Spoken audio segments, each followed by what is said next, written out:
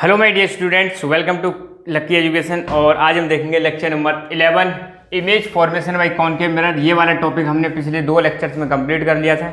यहाँ पर ये टेबल है, आपने अगर वो 2 लेक्चर ढंग से देखें तो इस टेबल को आसानी से आप समझ सकते हो कि हमने क्या क्या देखा था। उसमें 6 कंडीशन देखी थी।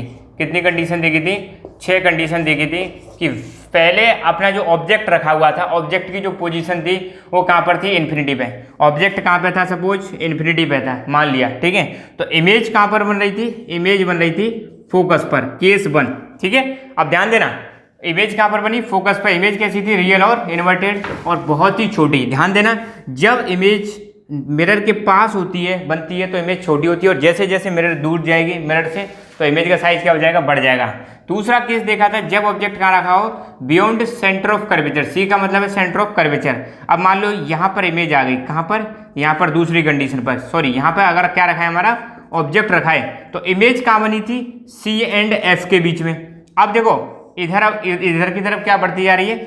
जैसे जैसे ऑब्जेक्ट इधर की तरफ आता जा रहा है वैसे वैसे इमेज इधर की तरफ आती जाएगी। ध्यान देना, तो ध्यान दो, बियॉन्ड सेंटर ऑफ कर्वेचर है, तो इमेज कहाँ पर बनी? Between centre of curvature and focus. कैसी है? Real and inverted, size smaller है, ठीक है।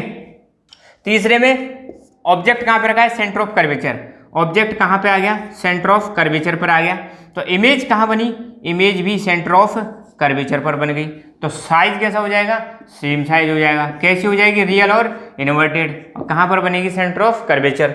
चौथा केस कौन सा था? Then object is between C and F. जब ऑब्जेक्ट कहाँ हो? सी और एफ के बीच में हो। फोर्थ केस, तो इमेज सी से आगे की तरफ बन जाएगी। ये हमारा फोर्थ केस हो गया। तो इमेज कहाँ बनेगी? Beyond centre of curvature, real और इन्वर्टेड। अब जैसे ही सी से पार करेगी इमेज का साइज बढ़ने लग जाएगा। सी से इधर इमेज का साइज छोटा है, जैसे ही सी से पार इधर की तरफ जाएगी इमेज का साइज बढ़ेगा। तो जैसे जैसे इमेज इधर की तरफ जाएगी साइज बढ़ेगा, ठीक है। तो रियल होगी, इन्वर्टेड होगी, इनलार्ज हो जाएगी।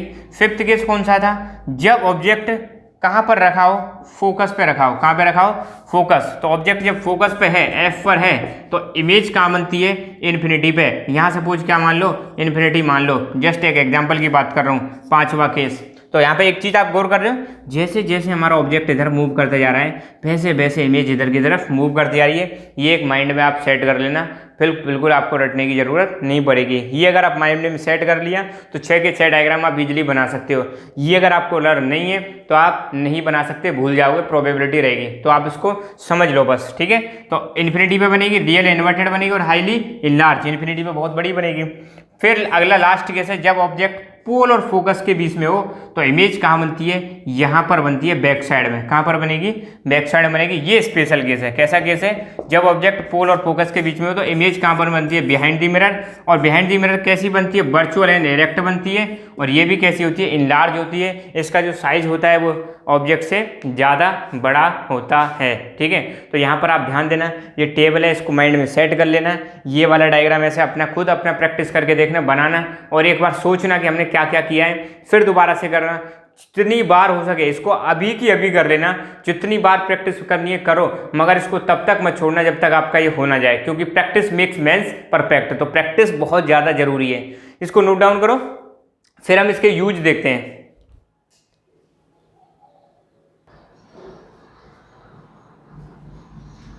हाँ तो बच्चों, अब मिरर वाला टॉपिक तो वो खत्म हो गया। अब हम देखेंगे uses of concave mirror. Paper में आ सकता है कि कॉनकेव मिरर के 2 यूज बताओ या 3 यूज बताओ। ये जो कॉनकेव मिरर है इसका कहाँ इस्तेमाल होता है? एक तो होता है डिश एंटीना। आपने डिश का एंटीना देखा है? कुछ ऐसे करके डिश का एंटीना होता है, ठीक है। इन्फिनिटी से रेज आती है, ठीक है। इन्फिनिटी से रेज आके यहाँ पर आपने ऐसे देखा हुआ, एक जगह ऐसी भी रहती है। ये कहाँ मिल जाती है? सारी की सारी फोकस पर मिल जाती है। कहाँ पर मिल जाती है? फोकस पर। समझ रहे हो डिश का एंटीना कैसा होता है? देखो ऐसा डिश का कुछ एंटीना होता है, आपने देखा होगा। कुछ इस प्रकार से डिश का एंटीना होता है और बीच में ऐसे कुछ एक सिस्टम सा रहता है। तो इन्फिनिटी से रेज आती है और इन्फिनिटी से आने के बाद ये कहाँ पर मिल जाती हैं? फोकस पर मिल जाती हैं और आपको चीज़ें दिखाई देने लग जाती हैं। ऐसे करके डिश का एंटीना होता है कि नहीं होता? दीवारों पर, मतलब छत पर इसको मतलब क्या कर देते हैं? फिट कर देते हैं। तो एक तो मतलब कॉनकेव जो अपना मिरर है उसका यूज होता है डिश के एंटीना में, ताकि जो रेज आ रही हैं, रेडियो एक्टिव वेव आ रही है या जितने भी आपकी कम्युनिकेशन वेव्स आ रही हैं, उनको क्या करता है? ये एक जगह पर कलेक्ट करता है और फिर आपके नीचे कहाँ भेज देगा? जहाँ पे आप टीवी देख रहे हो वहाँ पर ये चीज़ आपको मिल जाएंगी, ठीक है। तो दूसरा है हाई रिजोल्यूशन टेलीस्कोप। टेलीस्कोप एक ऐसा इंस्ट्रूमेंट होता है जो स्पेस में जो चीज़ें उनको देखने के काम आता है। एक होता है माइक्रोस्कोप, मतलब जो छोटी छोटी चीज़ को आपको बड़ा करके दिखाए उसको माइक्रोस्कोप बोलते हैं। और टेलीस्कोप क्या होता है, जो दूर की चीज़ों को देखने के काम आए।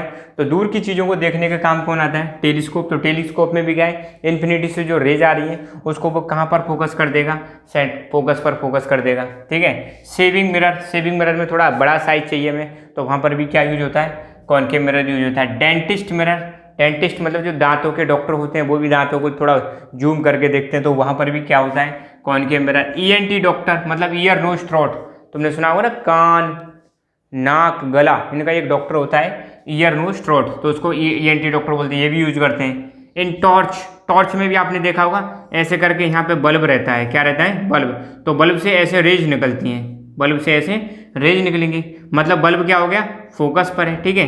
तो रेज कहाँ से निकल रही है, फोकस से, तो ये क्या हो जाएंगी, पैरेलल हो जाएंगी। क्या हो जाएंगी, पैरेलल हो जाएंगी, सिंपल सी बात है। तो ऐसे करके फिर लाइट दिखाई देगी आपको यहाँ पे। अगर सपोज ये टॉर्च है हमारी, तो जैसे ही टॉर्च ऑन करोगे बल्ब से रेज निकलेंगी, मतलब फोकस से निकल रही है, टकराने के बाद ये पैरेलल हो जाएंगे किसके, प्रिंसिपल एक्सिस के, और लंबी दूरी तक ये क्या करता है, लाइट को फेंकता है बल्ब। ये हटा दो प्लेट सी, और इसमें प्लेट सी जो होती है लगी होती है, कप सा एक लगा रहता है, वो भी कैसा होता है, कॉनकेव शेप में होता है। ये हटाओ तो बिल्कुल नहीं जाएगी। तो लंबी दूरी तक टॉर्च को मतलब ऐसे मतलब यूज, टॉर्च लाइट को लंबी दूरी तक भेजना है तो टॉर्च में क्या यूज करते हैं, कॉनकेव मिरर यूज करते हैं। Front light of vehicles, same vehicles की फ्रंट लाइट में होता है, वहाँ पर भी ऐसा कप जैसा लगा रहता है, वो भी क्या होता है, एक कॉनकेव मिरर होता है, जहाँ पर बीच में ऐसे बल्ब लगा दिया जाता है। बल्ब से मान लो फोकस से रेज निकल रही है और टकराने के बाद ये क्या होंगी, पैरेलल हो जाती है, और लाइट लंबी दूरी तक आपकी फोकस कर पाती है। तो ये क्या हो गए, इसके कॉनकेव मिरर के यूजेज हो गए। 2-4 यूज पूछ सकता है, 1 नंबर का क्वेश्चन आ सकता है। ठीक है, दो का तो नहीं आएगा। अब दूसरा क्वेश्चन है, यहाँ पे बन रहा है, why it is not advisable to see the image of sun, image of sun while using telescope. मतलब जब हम टेलीस्कोप का यूज कर रहे हैं तो हमें ऐसा क्यों कहा जाता है कि आपको सन की इमेज डायरेक्टली नहीं देखनी है। ठीक है, अगर सन की इमेज डायरेक्टली देखोगे तो क्या होगा, आप देखो, ये सपोज टेलीस्कोप है, क्या है, टेलीस्कोप। टेलीस्कोप में लगा हुआ है कौन सा, कॉनकेव मिरर लगा हुआ है। तो ये क्या करेगा, इमेज को एक जगह पे क्या कर देगा, फोकस कर देगा, एक जगह पे क्या कर देगा, फोकस करेगा।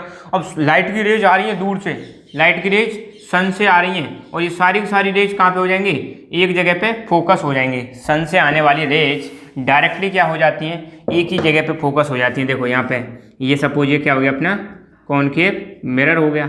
अब सन कहाँ है, इन्फिनिटी पे, यहाँ तो है नहीं आपके आसपास। ठीक है, तो सन की रेज आएंगी, ये सपोज सन की रेज आ रही है, ठीक है, सन से, तो ये क्या होगा, रिफ्लेक्ट होने के बाद एक पर्टिकुलर पॉइंट पर मिलेंगी, जिस पर्टिकुलर पॉइंट पर मिलती है उसको फोकस बोलते हैं। तो आपने एक चीज़ और देखी होगी, अब कई बार हम ऐसे लेंस लेते हैं, जो चश्मों में लगाते हैं हमारे दादा दादी, उनके लेंस लेके हम सन से आने वाली जो सूर्य की रोशनी होती है उसको एक जगह पे इकट्ठा करते हैं। और कई बार देखा होगा आपने, पेपर वेपर वो जला देता है, या उसको अपनी स्किन पर फोकस करो, स्किन जलने लग जाती है। तो सोचो, सन से जो आने वाली एनर्जी को ये फोकस करेगा एक जगह पे, तो वहाँ पर क्या होगा, हीट बहुत ज़्यादा होगी, और आप डायरेक्टली उस इमेज को देख रहे हो, सन की इमेज को, तो उस हीट की वजह से आपकी आँख क्या हो सकती है, खराब हो सकती है। ठीक है, तो यहाँ पर आंसर आपको देना है, because telescope has concave mirror. Telescope में कौन सा मिरर पाया जाता है, कॉनकेव मिरर पाया जाता है, जो सन से आने वाली रेज को एक ही पॉइंट पर क्या कर देता है, इकट्ठा कर देता है, एक ही पॉइंट पर फोकस कर देता है। और अगर आप डायरेक्टली इसको देखते हो, सन की इमेज को देखते हो, तो आपकी आंखें खराब हो सकती हैं। तो इससे बचने के लिए क्या किया जाता है,